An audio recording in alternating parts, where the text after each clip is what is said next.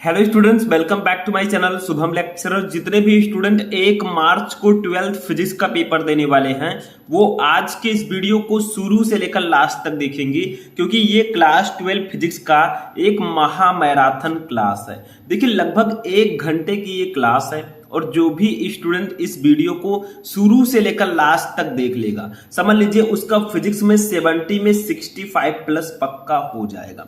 देखिए स्टूडेंट, आज का ये वीडियो 12th फिजिक्स का एक महत्वपूर्ण वीडियो है। इस वीडियो में मैं आपको 12th फिजिक्स के चैप्टर 1 यानी कि चैप्टर 1 से लेकर चैप्टर 8 तक जितने भी मोस्ट इंपॉर्टेंट क्वेश्चन हैं उनको मैं इस वीडियो में बताऊंगा, और इन्हीं क्वेश्चन में से क्वेश्चन 1 मार्च को आपके फिजिक्स के पेपर में आएंगे। ठीक है, तो इस वीडियो को शुरू से लेकर लास्ट तक देखिएगा। इस वीडियो को लाइक कर दीजिएगा, चैनल को भी सब्सक्राइब कर लीजिएगा ताकि सभी वीडियो आपको टाइम से मिलते रहें। देखिए, इस वीडियो में हम क्लास 12 फिजिक्स के चैप्टर 1 से लेकर चैप्टर 8 तक जितने भी महत्वपूर्ण क्वेश्चन हैं उनको हम इस वीडियो में पढ़ेंगे। कौन कौन से चैप्टर हैं जिनके क्वेश्चन हम पढ़ेंगे, पहले इसको जान लीजिए। देखिए, सबसे पहला चैप्टर है वैद्युत आवेश तथा क्षेत्र, दूसरा है स्थिर विद्युत विभव तथा धारिता, तीसरा है वैद्युत धारा, चौथा चैप्टर है गतिमान आवेश तथा चुंबकत्व, पांचवा है चुंबकत्व एवं द्रव्य, छठवां चैप्टर है वैद्युत चुंबकीय प्रेरण, सातवां चैप्टर है प्रत्यावर्ती धारा और आठवां चैप्टर है वैद्युत चुंबकीय तरंगे। ठीक है, इन 8 चैप्टर के जितने भी महत्वपूर्ण अतिलघुत्तरीय प्रश्न हैं उनको हम आंसर के साथ इस वीडियो में पढ़ेंगे, और इसमें जितने क्वेश्चन मैं बताऊंगा वो अतिलघुत्तरीय प्रश्नों में भी आते हैं और लघु उत्तरीय प्रश्नों में भी पूछे जाते हैं। ठीक है, तो चलिए वीडियो को स्टार्ट करते हैं। सबसे पहले हम पढ़ेंगे चैप्टर 1 वैद्युत आवेश तथा क्षेत्र के महत्वपूर्ण प्रश्नों को। तो चलिए स्टार्ट करते हैं। तो देखिए, इसमें फर्स्ट क्वेश्चन हमारा है आवेश के पृष्ठ घनत्व से क्या तात्पर्य है, यानी कि आवेश का पृष्ठ घनत्व क्या होता है। बहुत सिंपल सा क्वेश्चन है। ठीक है, ये अतिलघुत्तरीय प्रश्नों में आता है। तो देखिए, आवेश का पृष्ठ घनत्व किसी चालक अथवा अचालक पदार्थ के प्रति एकांक क्षेत्रफल पर उपस्थित आवेश की मात्रा को आवेश का पृष्ठ घनत्व कहते हैं। यानी कि कोई चालक है या अचालक है, उसके प्रति एकांक क्षेत्रफल पर, यानी कि उसका एक पार्टिकुलर एरिया ले लीजिए और इस प्रति एकांक क्षेत्रफल पर उपस्थित जो आवेश होते हैं उसकी मात्रा को हम आवेश का पृष्ठ घनत्व कहते हैं। ठीक है, अब देखिए इसे हम किससे डिनोट करते हैं, तो इसे हम सिग्मा से प्रदर्शित करते हैं। देखिए, ये सिग्मा, ये आवेश का पृष्ठ घनत्व है। ठीक है, सिग्मा इक्वल टू फॉर्मूला होता है हमारा Q अपान ए। ठीक है, ये फॉर्मूला होता है। क्यों? क्योंकि देखिए क्या कहा गया है कि किसी चालक अथवा चालक पदार्थ के प्रति एकांक क्षेत्रफल, देखिए प्रति एकांक क्षेत्रफल A, ठीक है, पर उपस्थित आवेश जो Q होता है, ठीक है, इसी की मात्रा को हम आवेश का पृष्ठ घनत्व कहते हैं। ठीक है, इसका मात्रक क्या हो जाएगा बताइए। देखिए, Q है आवेश, आवेश का मात्रक हो जाएगा कूलाम। ठीक है, प्रति A है क्षेत्रफल, क्षेत्रफल का मात्रक हो जाएगा मीटर स्क्वायर, तो कूलाम प्रति मीटर स्क्वायर इसका मात्रक हो जाएगा। मतलब किसी पृष्ठ पर प्रति एकांक क्षेत्रफल A पर, ठीक है, उपस्थित जो आवेश होते हैं उसी की मात्रा को हम आवेश का पृष्ठ घनत्व कहते हैं। ये बहुत ही सिंपल सा है। ठीक है, समझ में आ गया। मतलब किसी पार्टिकुलर पृष्ठ पर कितने आवेश उपस्थित हैं उसी को हम कहेंगे आवेश का पृष्ठ घनत्व। ठीक है, दूसरा क्वेश्चन देखिए, जितने भी क्वेश्चन मैं बताऊंगा बहुत ध्यान से समझना है, फुल कंसंट्रेशन के साथ, ताकि बाद में प्रॉब्लम ना हो। दूसरा देखिए, वैद्युत क्षेत्र की तीव्रता की परिभाषा तथा इसका मात्रक लिखिए। यानी कि वैद्युत क्षेत्र की तीव्रता क्या होती है, उसकी परिभाषा और उसका मात्रक लिखना है। तो ये तो बहुत सारे स्टूडेंट को पता होगा, जितने भी स्टूडेंट पढ़ रहे हैं उसमें से बहुत सारे ऐसे स्टूडेंट हैं जिनको ये क्वेश्चन पता होगा। देखिए, वैद्युत क्षेत्र में किसी बिंदु पर रखे परीक्षण आवेश के मान की निष्पत्ति को उस बिंदु पर वैद्युत क्षेत्र की तीव्रता कहते हैं। ठीक है, यानी कि वैद्युत क्षेत्र में किसी बिंदु पर रखे परीक्षण आवेश, देखिए यहां पर थोड़ा सा एक लाइन और बढ़ा लीजिएगा, इसमें मैंने नहीं लिखा है। ठीक है, देखिए वैद्युत क्षेत्र में किसी बिंदु पर रखे परीक्षण आवेश पर लगने वाले बल, ठीक है, यहां पर लिख दीजिएगा पर लगने वाले बल, मैं साइड में लिख देता हूं पर लगने वाले बल, ठीक है, पर लगने वाले बल तथा परीक्षण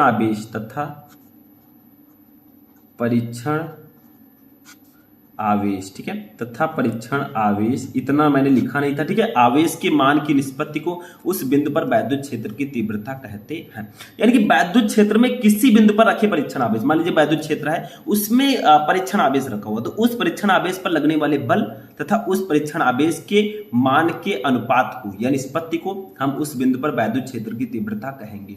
इसे हम लोग ई वेक्टर से प्रदर्शित करते हैं। इसका फॉर्मूला देखा जाए तो ई वेक्टर इक्वल टू क्या हो जाएगा, या ई इक्वल टू हम लिखेंगे, ठीक है, ई वेक्टर इक्वल टू लिखें तो ई वेक्टर इक्वल टू हो जाएगा हमारा एफ वेक्टर अपान क्यू, ठीक है, क्यू नॉट, ये हो गया, बस फॉर्मूला हो गया, E equal to F upon Q naught, यानी कि किसी वैद्युत क्षेत्र में रखे परीक्षण आवेश पर लगने वाला बल जो एफ होता है तथा उस परीक्षण आवेश क्यू नॉट के अनुपात को हम उस बिंदु पर वैद्युत क्षेत्र की तीव्रता कहते हैं।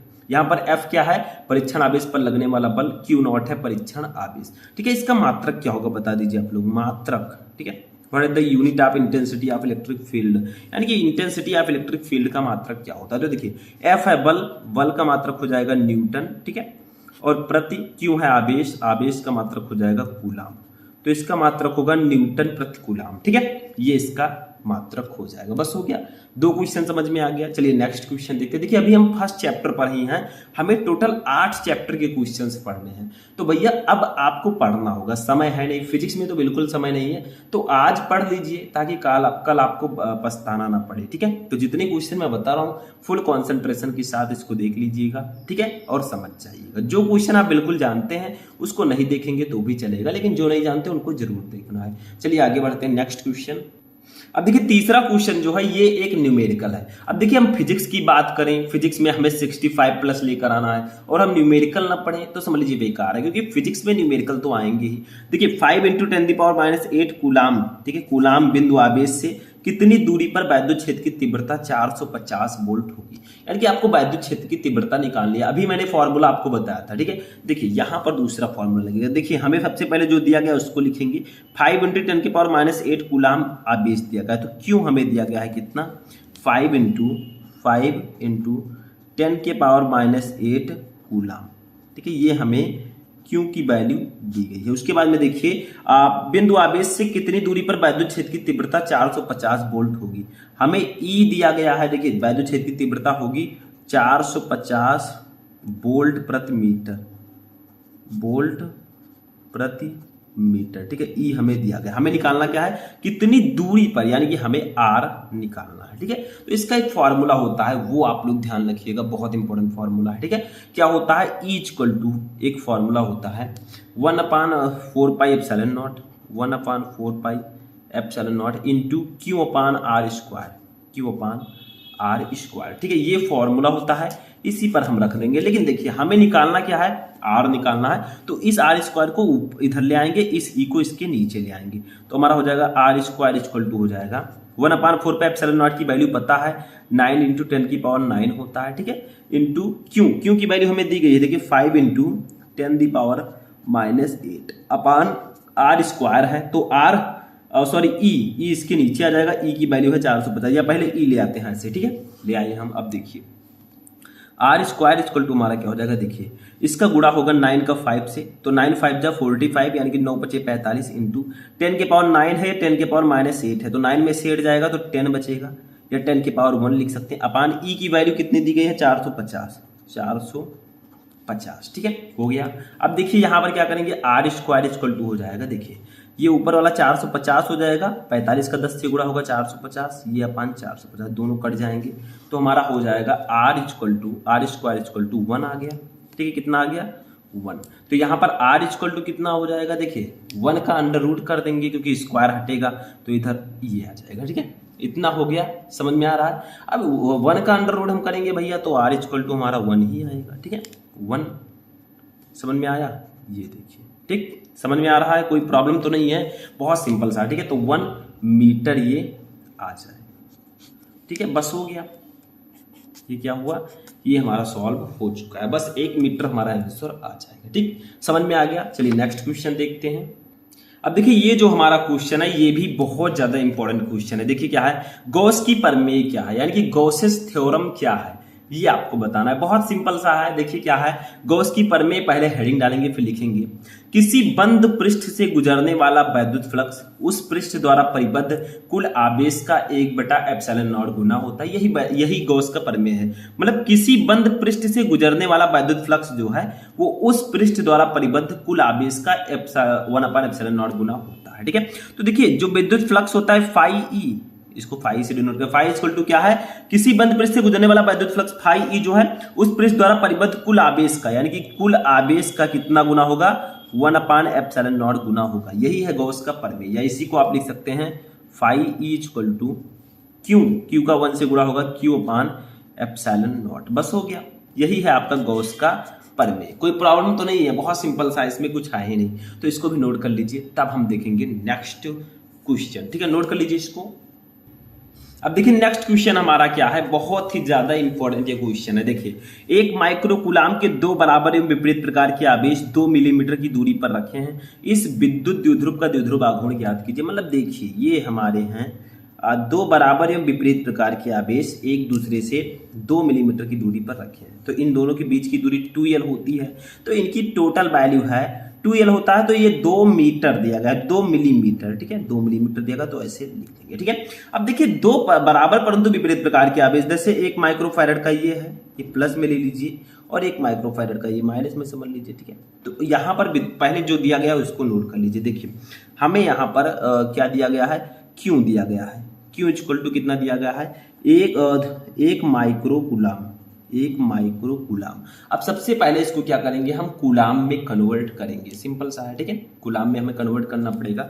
तो क्यू इक्वल टू हमारा हो जाएगा, ये हो जाएगा 10 की पावर -6 कूलाम, क्योंकि 1 इंटू माइक्रोकूलाम है, इसको 10 की पावर -6 से गुणा करेंगे, हो गया। ठीक है, अब देखिए दूरी कितनी है, 2l की वैल्यू दी गई है। ये चीज आप ध्यान रखिएगा। देखिए इन दोनों के बीच की दूरी 2l होती है। अब 2l की वैल्यू ही हमें दी गई है 2 मिलीमीटर, तो यहां पर हम लिख देंगे 2 मिलीमीटर। अब मिलीमीटर को जब हम मीटर में बदलेंगे तो कितना आ जाएगा बताइए, मिलीमीटर को मीटर में बदलेंगे तो हमें 1000 से भाग देना होता है। भाग देंगे तो देखिए इधर मैं साइड में एग्जांपल के लिए 2/1000 हो जाएगा, ये हो जाएगा 2/10 की पावर 3। तो ये क्या हो जाएगा, 2 गुणे 10 की पावर 3 है, प्लस में ऊपर आएगा 10 की पावर -3 हो जाएगा मीटर। अगर आपको 2 मिलीमीटर को मीटर में बदलना है तो ऐसे लिखना होगा 2 गुणे 10 की पावर -3 मीटर। ठीक है, ये हो गया। अब हम निकाल लेते हैं विद्युत द्विध्रुव आघूर्ण, P हमें निकालना है। इसका फॉर्मूला क्या होता है, तो देखिए विद्युत द्विध्रुव आघूर्ण, विद्युत द्विध्रुव आघूर्ण, ठीक है, इलेक्ट्रिक डाइपोल मोमेंट। इसका फॉर्मूला होता है हमारा Q equal to P equal to Q into 2L, Q into 2L। ठीक है, अब देखिए यहां पर ध्यान दीजिए, Q की वैल्यू कितनी है, ऊपर दिया गया है 10 की पावर -6, तो 10 की पावर -6 रख देंगे। 2L की वैल्यू देखिए पूरी दूरी है, 2L की वैल्यू है 2 गुणे 10 की पावर -3, ये हो गया हमारा। ठीक है, बस सॉल्व कर लेंगे, ये हमारा हो जाएगा P इक्वल टू कितना हो जाएगा, देखिए बहुत ध्यान से समझिए। देखिए 10 की पावर -6 -3 है, माइनस माइनस प्लस दोनों जुड़ जाएंगे, चिन्ह वही रहेगा। तो ये हमारा हो जाएगा 2 गुणे 10 की पावर -9 कूलाम मीटर। देखिए इसका मात्रक हो जाएगा कूलाम मीटर। ठीक है, ये इसका मात्रक हो जाएगा, बस हो गया। ये भी देखिए कूलाम मीटर क्यों होगा, देखिए फॉर्मूला होता है P equal to Q into 2L। क्यों है आवेश, आवेश का मात्रक कूलाम, यल है दूरी, दूरी का मात्रक मीटर, तो कूलाम मीटर इसका मात्रक हो जाएगा। ठीक है, ये भी हो गया। चलिए नेक्स्ट क्वेश्चन देखते हैं।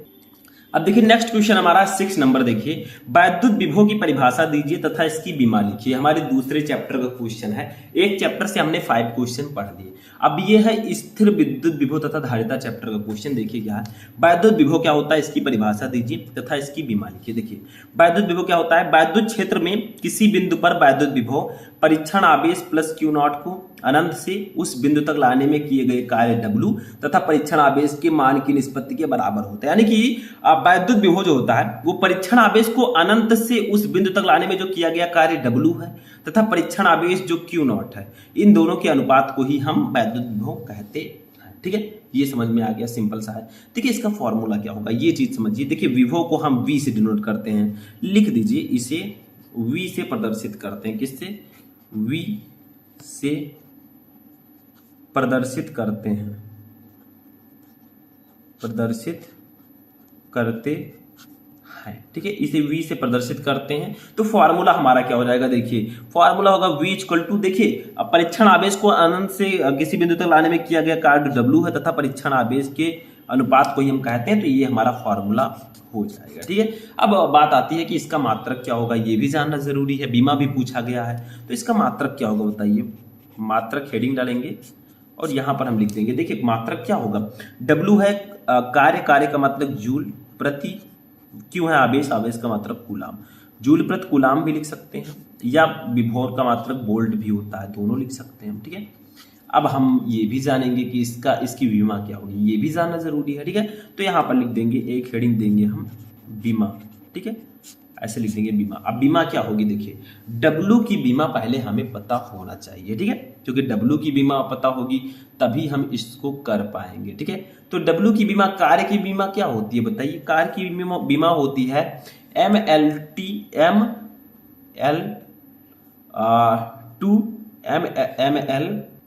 ML2 ठीक है, ये इसकी बीमा होती है अपान। देखिए अब क्यू की बीमा क्या होगी, Q = IT होता है तो इसकी बीमा AT होती है। देखिए पहले बीमा आपको लिखना है, दोनों का बीमा पता है भैया तो आप इसका आसानी से निकाल सकते हैं। V की बीमा, ठीक है, तो V की बीमा क्या हो जाएगी, V की बीमा तो ये हमारा क्या हो जाएगा, देखिए इसको हम सॉल्व कर लेते हैं। ML2 T⁻⁻2 और ये ऊपर जाएगा A के पावर, ये T प्लस में है तो A के पावर -1 T⁻⁻1 इस प्रकार से हो जाएगा। यहाँ पर हमारा आ जाएगा कितना, इसको सॉरी यहाँ पर थोड़ी सी गलती हो गई है, इसको सही कर लीजिएगा। ठीक है, देखिए क्या होगा, नहीं सही है, ML यहाँ पर लिखेंगे ML2 T⁻⁻2 है, ये -1 है, दोनों जुड़ जाएंगे -3 हो गया, A के पावर -1 हो गया। यही हो जाएगी V की बीमा। किसकी बीमा, V की बीमा। ठीक है, यानी कि विभवांतर की बीमा। बस हो गया, इसमें कुछ है ही नहीं, तो ये आपका फॉर्मूला हो जाएगा। ठीक है, डायमेंशनल फॉर्मूला यानी कि बीमा। ठीक हो गया ये भी। चलिए नेक्स्ट क्वेश्चन देखते हैं। अब देखिए नेक्स्ट क्वेश्चन हमारा है इलेक्ट्रॉन बोल्ट की परिभाषा लिखिए। इलेक्ट्रॉन बोल्ट क्या होता है, ये भी बहुत इंपॉर्टेंट क्वेश्चन है।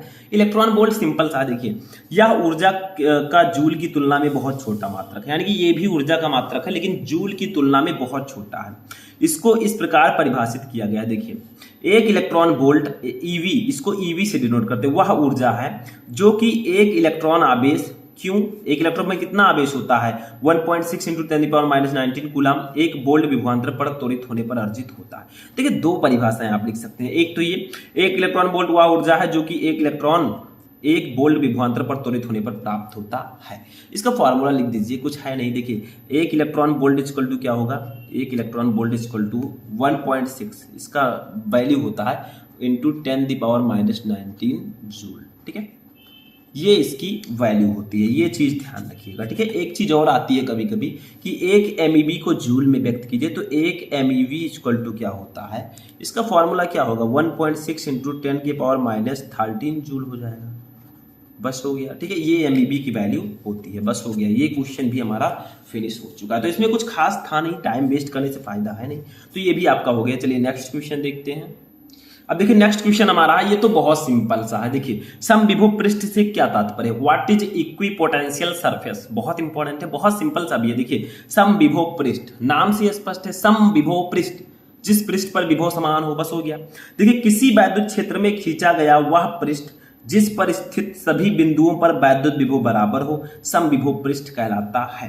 यानी कि किसी वैद्युत क्षेत्र में खींचा गया वह पृष्ठ जिस पर स्थित सभी बिंदुओं पर वैद्युत विभव बराबर हो, समविभव पृष्ठ कहलाता है। सिंपल सा है, मतलब कोई पृष्ठ है उसके प्रत्येक बिंदु पर विभव बराबर है, वो समविभव पृष्ठ हो गया। बस कुछ है नहीं यार, 2 लाइन का डेफिनेशन है, तो याद ही कर सकते हैं। नेक्स्ट देखिए संधारित्र की धारिता की परिभाषा लिखिए, ये वाला इंपॉर्टेंट है। संधारित्र की धारिता क्या होती है, 14, 15, 22 सब में ये आ चुका है। देखिए ऐसे हेडिंग डालेंगे, खूब सुंदर सा लिखेंगे, किसी संधारित्र की धारिता उसकी एक प्लेट को दिए गए आवेश तथा दोनों प्लेटों के बीच उत्पन्न विभवांतर के अनुपात के बराबर होती है। यानी कि किसी संधारित्र की धारिता जो होती है वो उसकी एक प्लेट को दिए गए आवेश Q तथा दोनों प्लेटों के बीच उत्पन्न विभवांतर V के अनुपात के बराबर होती है। तो सिंपल सा है, धारिता को हम डिनोट करते हैं C से, लिखेंगे धारिता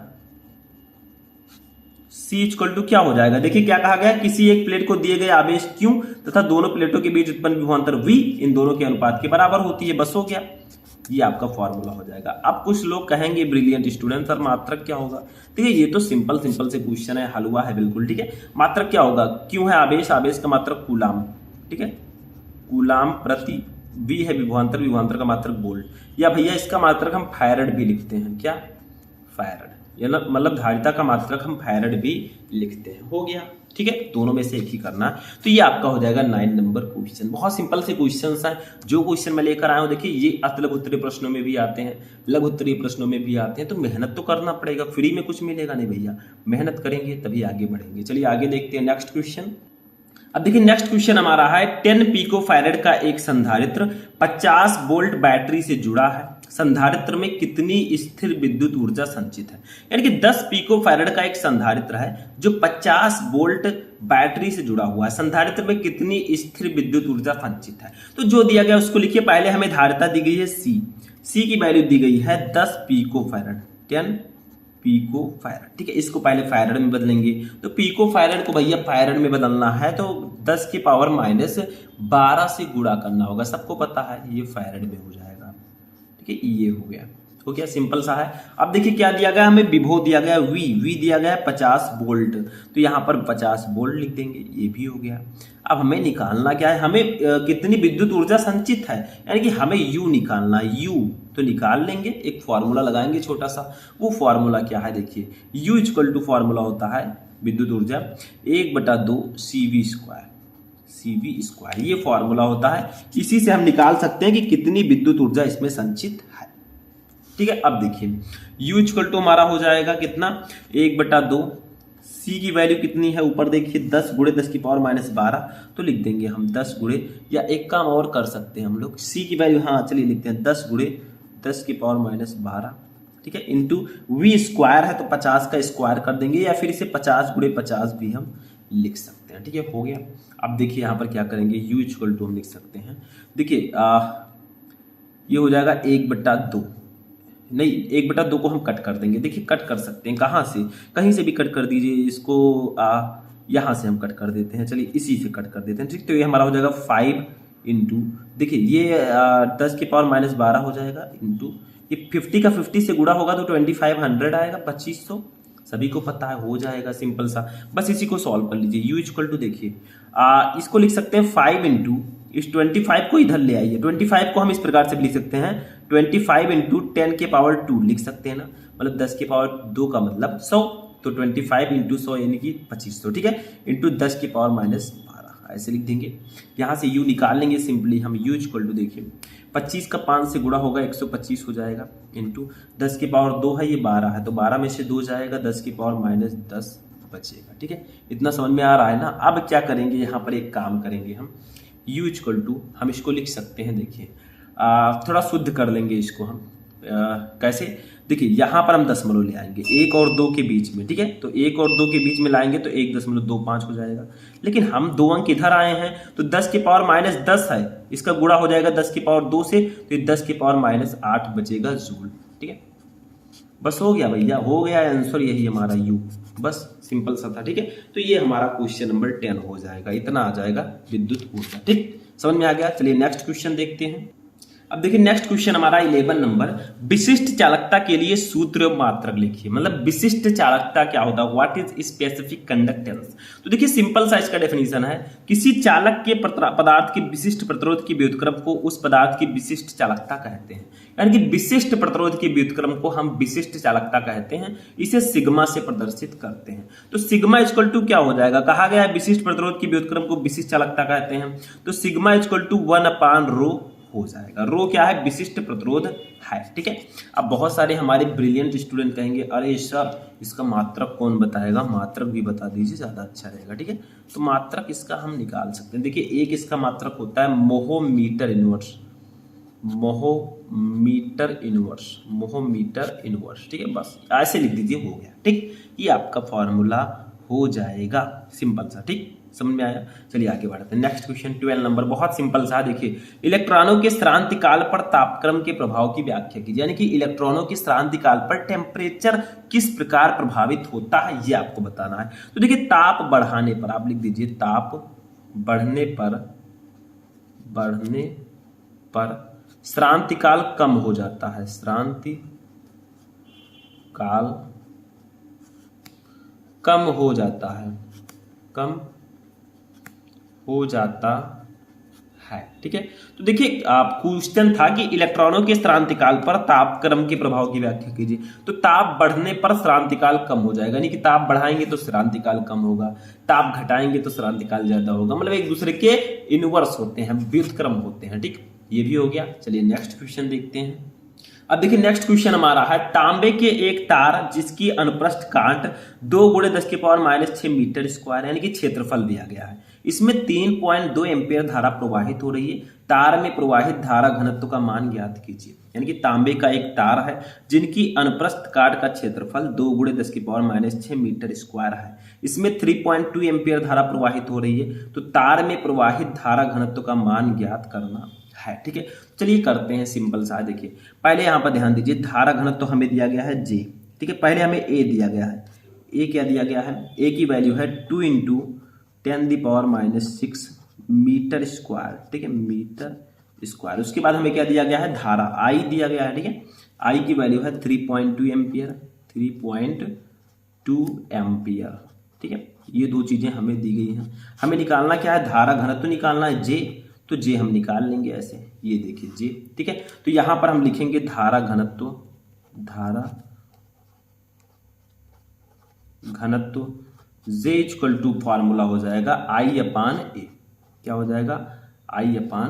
ठीक है, ये फॉर्मूला होता है इसका, बस रख देंगे इसी पर वैल्यू हम लोग। तो देखिए साइड में मैं रख देता हूं, I की वैल्यू कितना है? देखिए 3.2 एम्पियर अपान ए की वैल्यू है 2 × 10⁻⁻6। इसको कट करेंगे 1.6 आएगा। 3.2 को 2 से कट करेंगे तो 1.6 आ जाएगा। तो जे इक्वल टू हमारा आ जाएगा आंसर 1.6 इंटू, देखिए 10⁻⁻6 है, इसको ऊपर ले जाएंगे 10⁻+6 हो जाएगा एम्पियर प्रति मीटर स्क्वायर। ठीक है, ये आपका धारा घनत्व की वैल्यू हो जाएगी। ठीक है, तो ये भी सिंपल सा है। नेक्स्ट क्वेश्चन देखेंगे, ये भी समझ में आ गया, बहुत सिंपल सा क्वेश्चन सा। ठीक है, 14 नंबर देखिए, विशिष्ट प्रतिरोध का मात्रक एवं विमा लिखिए। यानी कि विशिष्ट प्रतिरोध क्या होता है, इसका मात्रक और विमा लिखना है। तो देखिए विशिष्ट प्रतिरोध को हम रो से डिनोट करते हैं। रो इक्वल टू फॉर्मूला होता है RA/L। देखिए फॉर्मूला नहीं लिखना था लेकिन मैं बता रहा हूँ। ठीक है, ये होता है फॉर्मूला।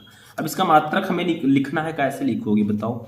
तो मात्रक ऐसे हेडिंग डालेंगे और लिखेंगे। देखिए यहाँ पर देखिए आर है ओम। देखिए ध्यान दीजिए, आर है ओम, आर का मात्रक ओम होता है, ओम हमने लिख दिया। ठीक है, मैं निकालना बता रहा हूँ। इंटू ए है एरिया, एरिया का मात्रक होता है मीटर स्क्वायर। ठीक है, अपान एल है लंबाई, लंबाई का मात्रक मीटर। देखिए मीटर से मीटर स्क्वायर कट जाएगा तो ओम मीटर बचेगा, तो इसका मात्रक हो जाएगा ओम मीटर। बस हो गया, ओम मीटर। ठीक है, या ओम सेंटीमीटर, या ओम सेंटीमीटर, इसका छोटा मात्रक हो जाएगा ओम सेंटीमीटर। ठीक है, अब देखिए इसकी विमा कैसे निकालेंगे? विमा भी निकालना चाहिए हम लोगों को, तो विमा ऐसे हेडिंग डालेंगे। ठीक है, फिर हम क्या लिखेंगे? देखिए यहाँ पर प्रतिरोध की विमा आर की विमा लिख दीजिए। ए का विमा हमें पता है L2 होता है, एल की विमा L होगी। तो यहाँ पर हम जब विमा लिखेंगे तो हमारा हो जाएगा ML3 टी के पावर -3 ए के पावर -2। ठीक है, ये हमारा बीमा हो जाएगा किसका? इसको ब्रैकेट में कर देते हैं। बीमा हमेशा हम बड़े वाले ब्रैकेट में लिखते हैं। ठीक है, तो ये विशिष्ट प्रतिरोध का बीमा हो जाएगा। ठीक, सिंपल सा है, इसमें कुछ नहीं है। तो ML3 टी के पावर -3 ए के पावर -2। ठीक, तो ये हो जाएगा 14 नंबर क्वेश्चन। चलिए नेक्स्ट क्वेश्चन देखते हैं क्या है। अब देखिए नेक्स्ट क्वेश्चन है 15 नंबर। देखिए न्यूमेरिकल है छोटा सा। देखिए 1000 वाट 250 वोल्ट के हीटर के तार का प्रतिरोध ज्ञात कीजिए। ये बहुत सिंपल क्वेश्चन है, मतलब 1000 वाट इसका पावर है, 250 वोल्ट इसका विभव है, इस हीटर के तार का प्रतिरोध ज्ञात करना है। तो P हमें दिया गया है और हमें V दिया गया है। ठीक है, P की वैल्यू है 1000 वाट यानी कि 1000 वाट, V की वैल्यू है 250 वोल्ट। ठीक है, हमें निकालना क्या है? हमें निकालना है R। ठीक है, तो R का एक फॉर्मूला होता है, देखिए ध्यान दीजिए, R इक्वल टू फॉर्मूला होता है V²/P, V²/P। ठीक है, ये फॉर्मूला होता है, इस पर हम रख देंगे और हमारा R निकल आएगा। ठीक है, तो R इक्वल टू V² है तो 250। देखिए V की वैल्यू है 250, तो 250 का स्क्वायर करेंगे यानी कि इसको 2 बार लिख सकते हैं, अपान P की वैल्यू है 1000, तो 1000 लिख देंगे। ठीक है, अब देखिए यहाँ पर ध्यान दीजिए, 0 से 0 कैंसिल, इस 0 से ये 0 कैंसिल, हमारा R इक्वल टू आ जाएगा। ठीक है, 25 का 25 से गुणा करेंगे तो आएगा 625। ठीक है, अपान 10। अब 625 को 10 से डिवाइड करेंगे तो कितना आएगा? देखिए एक अंक बाद दशमलव लग जाएगा तो 62.5 ओम ये आ जाएगा। ठीक है, तो ये तो हमारा हो गया सॉल्व, बस हो गया, सिंपल सा है, एक फॉर्मूला लगा दीजिए काम हो जाएगा। ठीक है, नेक्स्ट क्वेश्चन देखिए 16 नंबर। ऐसे दो पदार्थों के नाम लिखिए जिनकी प्रतिरोधकता ताप बढ़ाने पर घटती है। यानी कि ऐसे कौन से दो पदार्थ हैं जिनकी प्रतिरोधकता ताप बढ़ाने पर घटेगी। ठीक है, तो देखिए अर्धचालक होते हैं, वो अर्धचालक हैं जिनकी प्रतिरोधकता ताप बढ़ाने पर घटती है। ठीक है, तो अर्धचालक में कौन कौन से आएंगे, जैसे हमने लिख दिया जर्मेनियम, ठीक है, जर्मेनियम तथा सिलिकॉन, ये दो ऐसे पदार्थ हैं जिनकी प्रतिरोधकता ताप बढ़ाने पर घटती है, यानी कि आप टेम्परेचर बढ़ाएंगे तो इनकी प्रतिरोधकता घटेगी। सिंपल सा है, ठीक हो गया। चलिए नेक्स्ट क्वेश्चन देखते हैं। अब देखिए नेक्स्ट क्वेश्चन भी हमारा इसी चैप्टर से है और ये डेफिनेशन आता है, मतलब आपको डायरेक्टली पूछा जाएगा कि सेल का के आंतरिक प्रतिरोध से आप क्या समझते हैं, what is the internal resistance of a cell. ठीक है, तो देखिए हम हेडिंग डालेंगे सेल का आंतरिक प्रतिरोध और इसको डेफिनेशन लिखेंगे। जब किसी सेल की प्लेटों को तार द्वारा जोड़ देते हैं तो तार में वैद्युत धारा सेल की धन प्लेट से ऋण प्लेट की ओर और सेल के भीतर उसके घोल में ऋण प्लेट से धन प्लेट की ओर बहती है। इस प्रकार सेल की प्लेटों के बीच सेल के भीतर वैद्युत धारा के प्रवाह में घोल द्वारा उत्पन्न अवरोध को सेल का आंतरिक प्रतिरोध कहते हैं। यानी कि जब हम किसी सेल की प्लेटों को तार द्वारा जोड़ देते हैं तो तार में वैद्युत धारा सेल की धन प्लेट से ऋण प्लेट की ओर बहेगी, लेकिन सेल के अंदर उसके घोल में जो वैद्युत धारा है वो ऋण प्लेट से धन प्लेट की ओर बहेगी। ठीक है, इस प्रकार सेल की दोनों प्लेटों के बीच सेल के भीतर वैद्युत धारा के प्रवाह में जो उत्पन्न अवरोध होता है यानी कि रुकावट, उसी को हम बोलते हैं सेल का आंतरिक प्रतिरोध। ठीक है, तो ये हमारा क्वेश्चन हो जाएगा हमारे चैप्टर 3 से। ठीक है, बहुत इंपॉर्टेंट क्वेश्चन था, इसको भी आप लोग नोट कर लीजिएगा, तब हम देखेंगे नेक्स्ट क्वेश्चन। ठीक है, नोट कर लीजिए इसको। अब देखिए नेक्स्ट क्वेश्चन हमारा 18 नंबर, लॉरेंज बल क्या है। ये हमारे चौथे चैप्टर का क्वेश्चन है, गतिमान आवेश एवं चुंबकत्व का, कि what is Lorentz force, Lorentz बल क्या होता है। ये बहुत इंपॉर्टेंट है। ठीक है, मतलब इसको आपको क्वेश्चन इससे रिलेटेड न्यूमेरिकल भी आते हैं और ये टॉपिक बहुत इंपॉर्टेंट है। देखिए चुंबकीय क्षेत्र में गतिमान आवेश कौन होंगे, इलेक्ट्रॉन। ठीक है, इस पर लगने वाले बल को लॉरेंज बल कहते हैं। यानी कि मान लीजिए कोई इलेक्ट्रॉन चुंबकीय क्षेत्र में गतिमान है तो उस पर एक बल कार्य करेगा, एक फोर्स कार्य करेगा, उसी को हम लॉरेंज फोर्स कहेंगे या लॉरेंज बल कहेंगे। तो चुंबकीय क्षेत्र में गतिमान आवेश पर लगने वाले बल को लॉरेंज बल कहते हैं। अब देखिए मान लीजिए यदि क्यू आवेश, मान लीजिए चुंबकीय क्षेत्र में एक क्यू आवेश है जो v वेग से चुंबकीय क्षेत्र b की दिशा से थीटा कोण पर गति कर रहा है, तो उस पर कार्य करने वाला लॉरेंज बल जो होगा F, ठीक है, वो कितना हो जाएगा, F equal to Q V V sine theta, Q V V sine theta. ठीक है, अगर वो लंबवत गति करेगा तो थीटा की जगह पर 90 डिग्री रख देंगे तो हमारा फॉर्मूला होगा F equal to Q V V. मतलब अगर वो लंबवत गति कर रहा है तो F equal to Q V V होगा। ठीक है, अगर वो समांतर गति कर रहा है तो लॉरेंज बल की वैल्यू 0 होगी। ठीक है, समझ में आया। तो ये आपका क्वेश्चन नंबर 18 था। चलिए नेक्स्ट क्वेश्चन देखते हैं। अब देखिए 19 नंबर क्वेश्चन क्या है, परमाणु में परिक्रमण करने वाले इलेक्ट्रॉन के लिए चुंबकीय द्विध्रुव आघूर्ण का सूत्र लिखिए तथा प्रयुक्त संकेतों के अर्थ बताइए। यानी कि परमाणु में परिक्रमण करने वाले इलेक्ट्रॉन के लिए चुंबकीय द्विध्रुव आघूर्ण का सूत्र लिखना है। देखिए चुंबकीय द्विध्रुव आघूर्ण को हम M से डिनोट करते हैं, M इक्वल टू होता है NIA।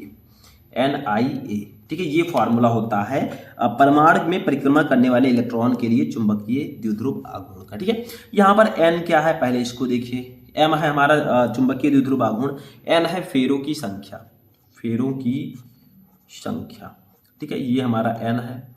उसके बाद में देखिए I क्या है, I तो सभी को पता है क्या होता है I। ठीक है, I है धारा, या आप लिख सकते हैं कक्षा के किसी बिंदु से 1 सेकंड में गुजरने वाला आवेश। ठीक है, तो ऐसे लिख दीजिए धारा, या फिर आप लिख दीजिए कक्षा के किसी बिंदु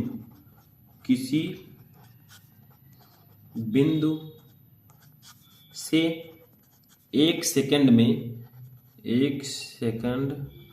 में गुजरने वाला आवेश।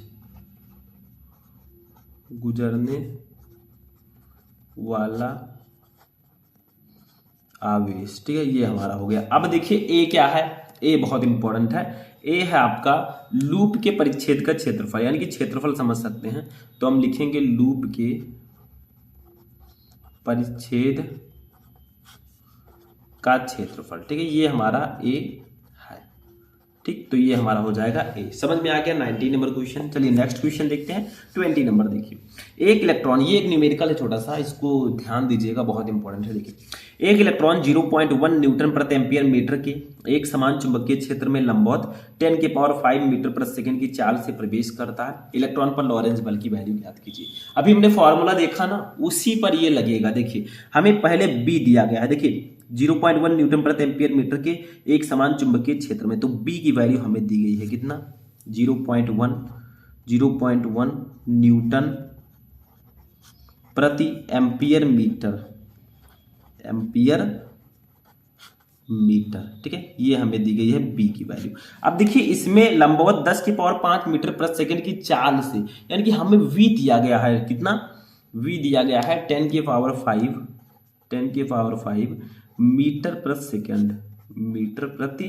सेकंड, ठीक है, ये हमें दिया गया। हमें निकालना क्या है, देखिए हमें निकालना है लॉरेंज बल, एफ निकालना है, ठीक है। तो फॉर्मूला लगा देंगे वही वाला जो भी हमने देखा, एफ इक्वल टू होता है Q V V sine theta, Q V V क्या होता है, क्यू वी वी भी हम लिख सकते हैं, साइन थीटा की जरूरत यहाँ पर नहीं है, ठीक है। तो ये फॉर्मूला होता है, क्योंकि देखिए क्या कहा गया, लंबवत, चुंबकीय क्षेत्र में लंबवत ऊपर बेस करता है, तो लंबवत रहेगा तो साइन थीटा लिख देंगे, मान लीजिए, तो थीटा की जगह पर 90 डिग्री रखेंगे, साइन 90 डिग्री की वैल्यू 1 होगी। तो एफ इक्वल टू, इसको अब हम सॉल्व कर लेंगे। देखिए क्यों, एक इलेक्ट्रॉन पर कितना आवेश होता है, क्योंकि देखिए एक इलेक्ट्रॉन ही गति कर रहा है, ऊपर दिया गया है एक इलेक्ट्रॉन, ठीक है।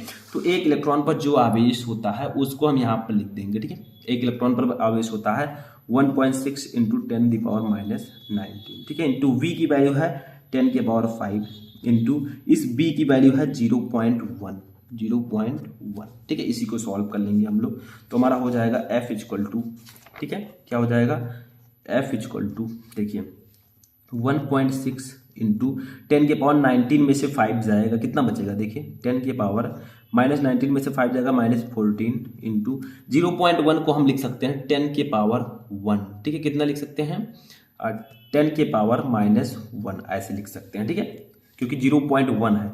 तो एफ इक्वल टू हमारा हो जाएगा 1.6 इंटू 10 के पावर -14 या -1 दोनों जुड़ जाएगा, तो 10 के पावर -15 हो जाएगा, ठीक है, न्यूटन, बल का मात्रक न्यूटन। बस लग गया फॉर्मूला, सवाल लग गया हमारा जो न्यूमेरिकल था, ठीक है। तो ये भी बहुत सिंपल सा न्यूमेरिकल है, इसको भी नोट कर लीजिएगा। ये हमारा 20 नंबर क्वेश्चन है। अभी भी हमारे कुछ चैप्टर्स हैं, उनको भी हम पढ़ेंगे, क्योंकि अभी तो 3 चैप्टर बचे हुए हैं, 5 चैप्टर हम पढ़ रहे हैं, 4, ठीक है, अभी भी चैप्टर। तो चलिए नेक्स्ट क्वेश्चन देखते हैं।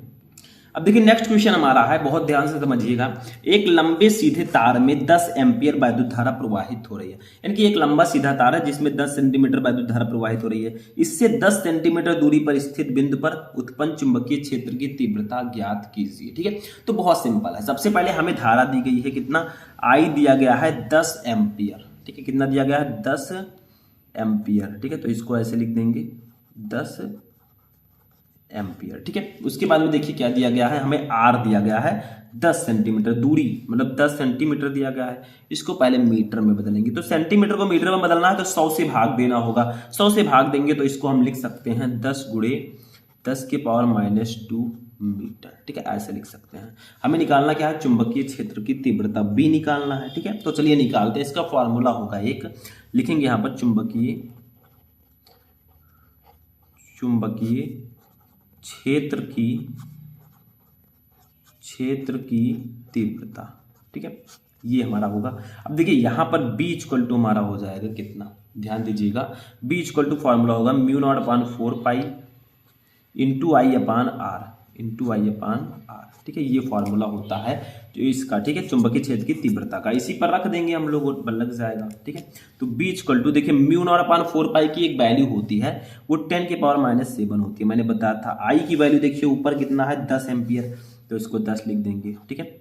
R की वैल्यू कितना है 10 गुणे 10 की पावर -2, तो इसको लिख देंगे 10 इंटू 10 की पावर -2। इसको कट कर देंगे 10 से 10 को, बचेगा क्या, इसको लिखिए B इक्वल टू हमारा बचेगा, देखिए 10 के पावर -7 है और ये 10 के पावर -2 है, इस ऊपर जाएगा तो +2 हो जाएगा, ठीक है। तो हमारा B इक्वल टू आ जाएगा, देखिए 10 के पावर -7 में से 2 जाएगा तो 10 के पावर -5 और B का मात्रक यहाँ पर हो जाएगा टेस्ला, ठीक है। तो ये हमारी चुंबकीय क्षेत्र की तीव्रता निकल जाएगी, ठीक है, 10 के पावर -5 टेस्ला, ठीक हो गया। ये भी क्वेश्चन 21। चलिए नेक्स्ट क्वेश्चन देखते हैं 22 नंबर।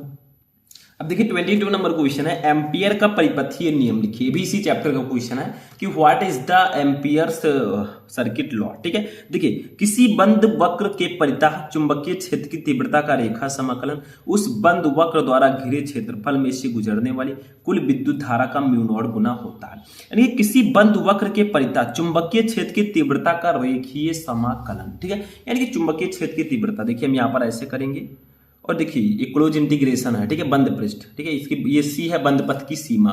तो इसमें जो चुंबकीय क्षेत्र की तीव्रता का जो रेखीय समाकलन होगा, ठीक है, B vector dot D L vector, ठीक है, इसका जो रेखीय समाकलन होगा वो किसके बराबर होगा, देखिए उस बंद वक्र द्वारा घिरे क्षेत्रफल में से गुजरने वाली कुल धारा का म्यू नॉट गुना होगा। तो यानी कि इसमें जो कुल धारा आई है उसका म्यू नॉट गुना होगा। ठीक है, ये फॉर्मूला हो जाएगा, बस यही फॉर्मूला है। यानी कि आपसे कहा गया था ऊपर देखिए कि किसी बंद वक्र के परितः चुंबकीय क्षेत्र की तीव्रता का रेखा समाकलन उस बंद वक्र द्वारा घिरे क्षेत्रफल में से गुजरने वाली कुल विद्युत धारा का म्यू नॉट गुना होता है। यही है एम्पियर का परिपथीय नियम। ठीक है, अब यहाँ पर दो चार चीजें आप लिख सकते हैं, जैसे आई क्या है मैं बता दूं, आई, ठीक है, इसको लिख लीजिए। आई क्या है आपका धारा है, लेकिन इसमें लिखेंगे पथ द्वारा घिरी नेट धारा, पथ द्वारा घिरी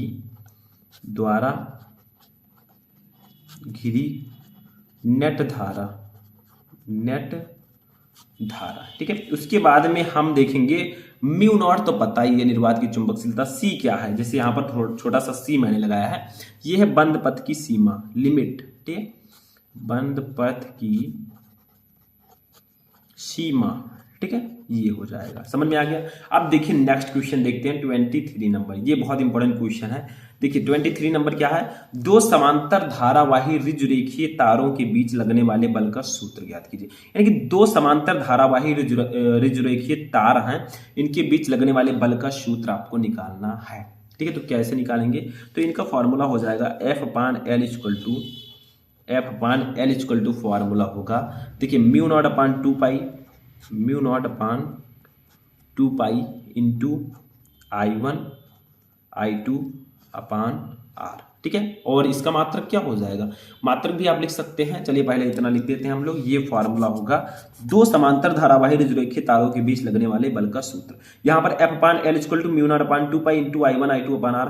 I है पहली धारा, I2 है दूसरी धारा। ठीक है, F है बल, L है लंबाई। ठीक है, बस हो गया, R है दूरी।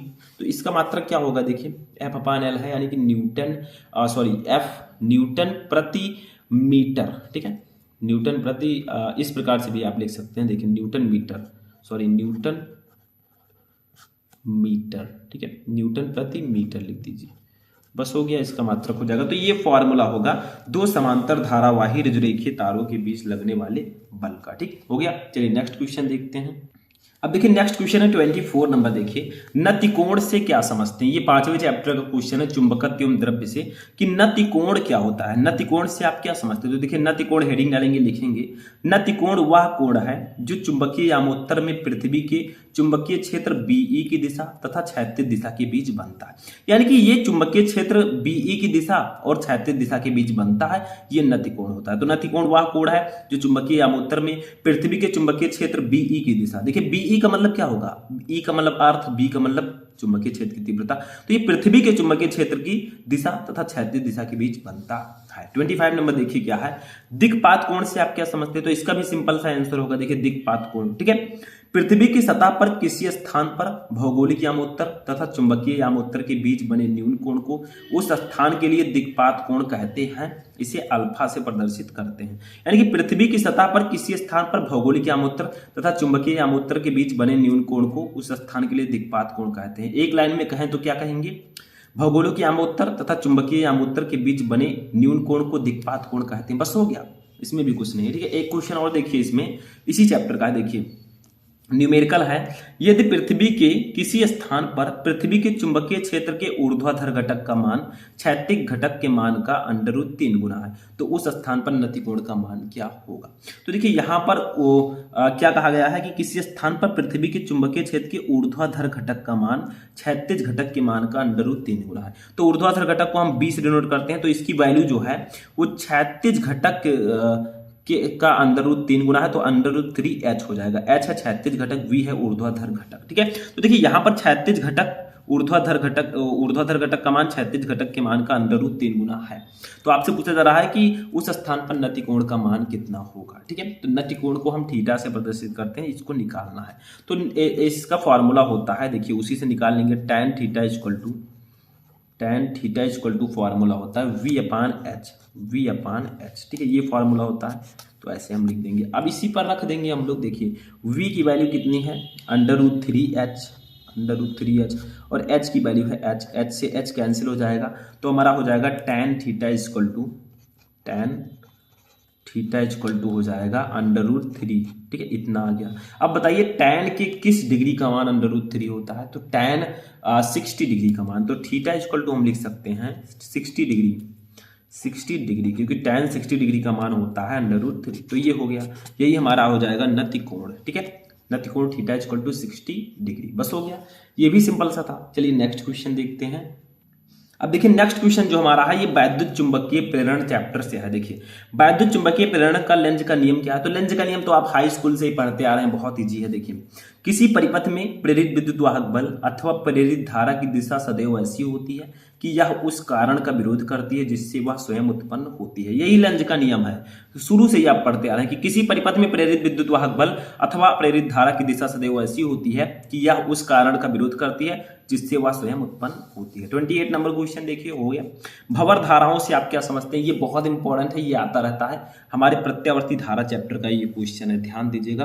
भंवर धाराओं से आप क्या समझते हैं, ठीक है, इसको नोट कर लीजिएगा क्योंकि ये बहुत इंपॉर्टेंट क्वेश्चन है। ठीक है, भंवर धाराएं क्या होती हैं। ठीक है, ये भी हमारे साथ विद्युत चुंबकीय प्रेरण चैप्टर का ही क्वेश्चन है। देखिए पढ़िए थोड़ा सा इनके बारे में। सन 1875 में फोको ने देखा कि जब किसी धातु का टुकड़ा किसी परिवर्तित चुंबकीय क्षेत्र में रखा जाता है अथवा किसी चुंबकीय क्षेत्र में इस प्रकार गति करता है कि उससे बद्ध चुंबकीय फ्लक्स में लगातार परिवर्तन हो, तो धातु के संपूर्ण आयतन में प्रेरित धाराएं उत्पन्न हो जाती हैं। ये धाराएं धातु के टुकड़े की गति का विरोध करती हैं। इन धाराओं को भंवर धाराएं कहते हैं। फोको के नाम पर इन्हें फोको धाराएं भी कहा जाता है। मतलब सिंपल सा देखिए, सन 1875 में फोको ने देखा कि जब किसी धातु का टुकड़ा किसी परिवर्तित चुंबकीय क्षेत्र में रखा जाता है, यानी कि मान लीजिए कोई धातु का टुकड़ा है, उसको हम चुंबकीय क्षेत्र में रख दें अथवा किसी चुंबकीय क्षेत्र में इस प्रकार गति करे, कोई धातु का टुकड़ा किसी चुंबकीय क्षेत्र में इस प्रकार गति करे कि उससे बद्ध चुंबकीय फ्लक्स में लगातार परिवर्तन हो, यानी कि जो टुकड़ा है उससे बद्ध जो चुंबकीय फ्लक्स है